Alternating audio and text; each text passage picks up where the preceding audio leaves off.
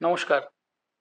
অনেক সময় ডায়াবেটিক রোগীদের যখন আমরা দেখি, তারা আমাদের কাছে প্রশ্ন রাখেন যে ইনসুলিন নিতে হচ্ছে মানেই আমি বুঝি ডায়াবেটিসের শেষ স্তরে পৌঁছে গেছি, একদম লাস্ট স্টেজ, আর কিছুই করার নেই। তাদের জন্য বলি যে ব্যাপারটা এরকম নয়। ইনসুলিন যখন আমরা অ্যাডভাইস করছি, তার মানে হচ্ছে যে আপনার শরীরের যে ইনসুলিন তৈরি হয় তার পরিমাণটা আপনার ব্লাড সুগারকে কন্ট্রোল করার পক্ষে সেটা অ্যাডিকুয়েট হচ্ছে না। এবং যে ওষুধগুলো আমরা দিচ্ছি সেটা দিয়েও শরীরের যে প্যানক্রিয়াস থেকে যে ইনসুলিন তৈরি হয় সেটাকে স্টিমুলেট করে তৈরি করা যাচ্ছে না। সেই সময় যদি ইনসুলিনটা আমরা না দিই তাহলে কিন্তু ব্লাড সুগার কন্ট্রোলে আসবে না, এবং তার থেকে শরীরের বিভিন্ন অঙ্গ প্রত্যঙ্গের, হার্ট, ব্রেন, কিডনি ইত্যাদি বহু অঙ্গের বড় রকমের ড্যামেজ হতে পারে।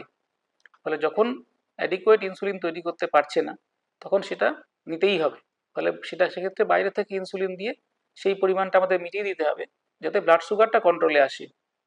ইতিমধ্যে খাওয়া দাওয়ার নিয়ন্ত্রণ নিয়ে এসে লাইফস্টাইল মডিফিকেশন, যার মানে হাঁটাচলা করা, ব্যায়াম করা, অন্যান্য অভ্যাস, বিভিন্ন নেশা ইত্যাদিগুলো থেকে মুক্তি করা করে আপনি যদি নিজের লাইফস্টাইলটাকে রেস্ট্রিকশনে নিয়ে আসতে পারেন, ডায়েটটাকে নিয়ন্ত্রণে রাখতে পারেন এবং ওষুধগুলো প্রপারলি খান, রেগুলার মনিটরিং করেন গ্লুকোজের, তাহলে কিন্তু এই ইনসুলিন থেকে আবার আমরা কখনো কখনো ইনসুলিন বন্ধ করে আবার ট্যাবলেটে চলে আসতে পারি।